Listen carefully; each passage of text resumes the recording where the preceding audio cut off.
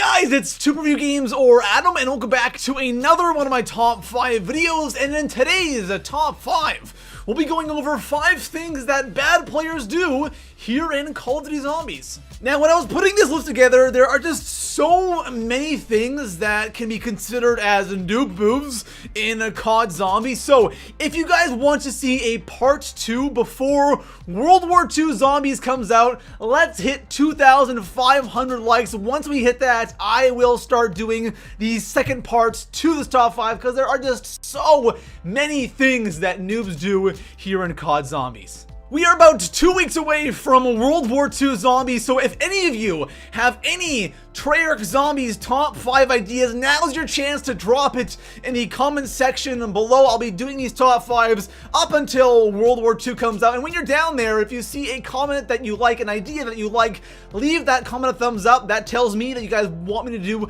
that top 5. And besides that, guys, let's go ahead and talk about 5 things that bad zombie players do here in Call of Duty Zombies. So coming in at the number 5 spot on my list, I have the good old lightning bow on DE, and we can all agree, guys, the lightning bow is obviously a really good wonder weapon in COD Zombies, one of the best, honestly, but come on, you don't always have to have the lightning bow. There are actually 4 bows on the map, not just the one, and I don't know if you guys have ever played an online match, but whenever I do on DE, it's literally just me going for the void bow, and then everyone else fighting over the lightning bow. And the worst thing is, only one person can have it, right? So the other 2 people usually just leave the game because they didn't get the damn lightning bow. And that says a lot about a player. If they cannot have the most OP bow on the map, they have to leave because they're just too bad for the other bows. And come on, the void bow's pretty good, the fire bow's pretty good, and even the wolf is pretty good.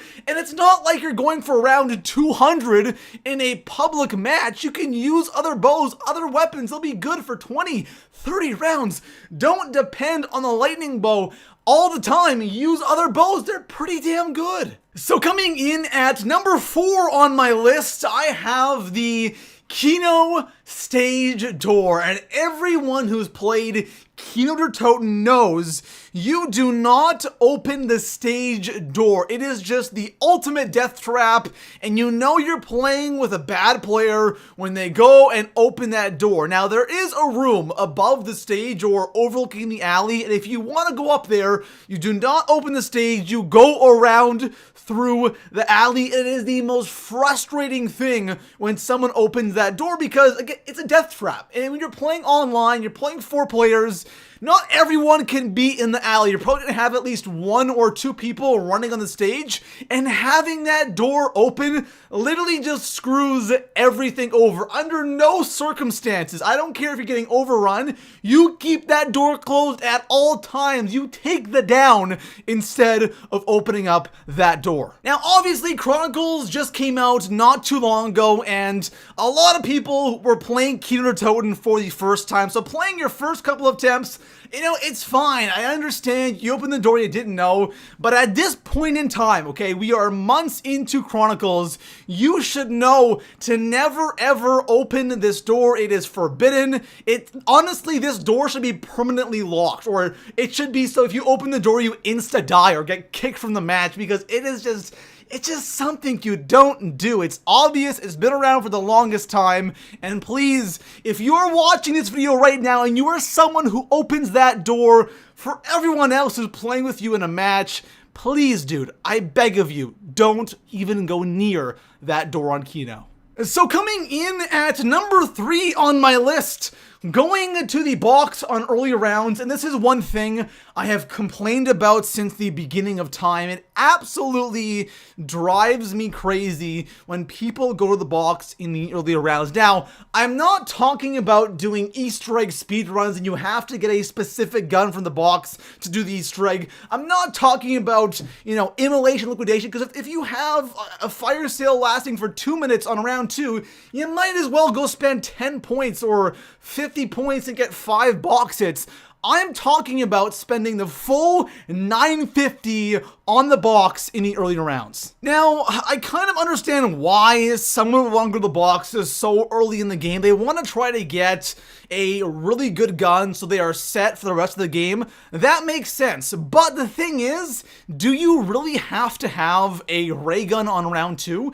Do you have to have a Dingo or a Galil on round? You don't need such powerful weapons early on in the game. You should be going for things you actually really need. You need like Jug or opening up the map so people can go around and get perks and just doing things that are actually really important in the early rounds instead of going to the box. And the wall guns in every COD Zombies game are good enough for the first 10, 15, even 20 rounds. And in BO3, the wall guns are so good. You can go around 30 plus with wall guns. You don't have to spend so much of your points in the early rounds on a 950 box it. It makes no sense. And again, we're not talking about immolation. This is more for past zombie games from World War to BO2. BO3, it's a bit different, but come on, guys. Don't go to the box in the early rounds. So coming in at the number 2 spot on my list, we are talking a little more about fire sales, and that is sharing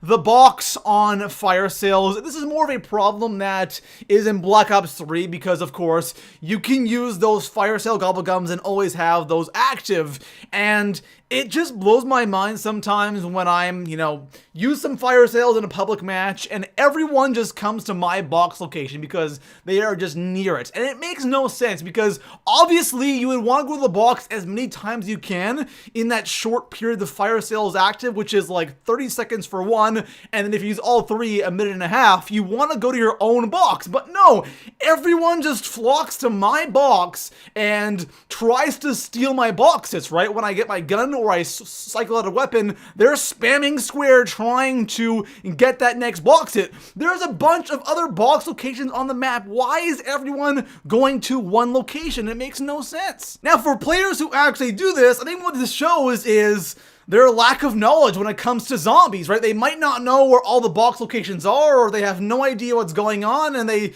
see a mystery box and they start hitting it because you're there, right? So that just shows that you're playing with some bad players. And please, if you're watching this video and this is something that you do during a fire sale, everyone please go to your own box location. You'll get better guns, you'll get more guns, and everyone in your game will be happy.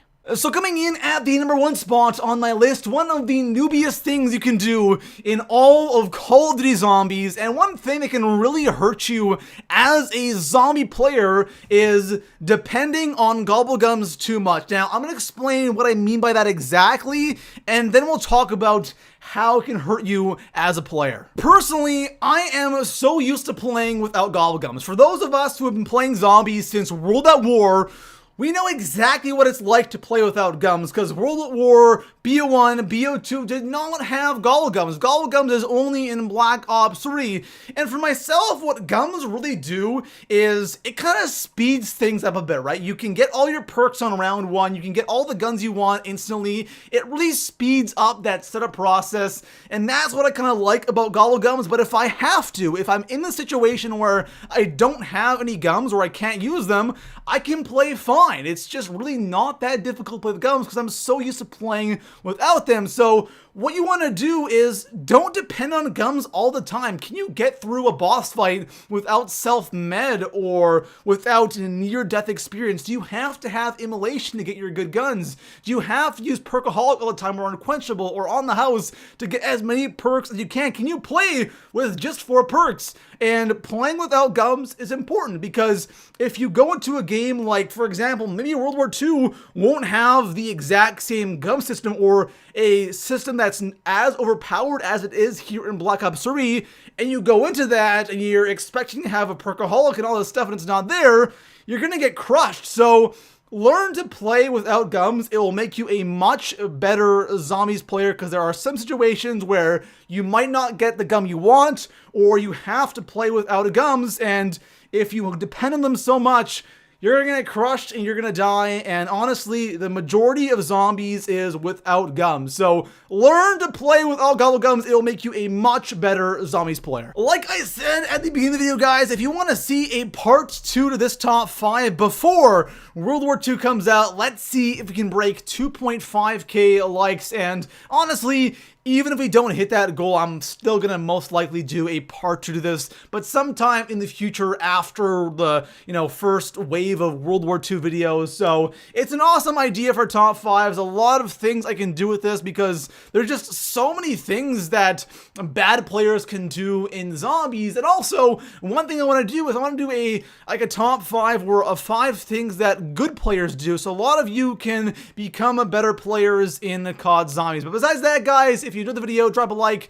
subscribe for more top 5s, and I'll see you guys in the next one. Peace out.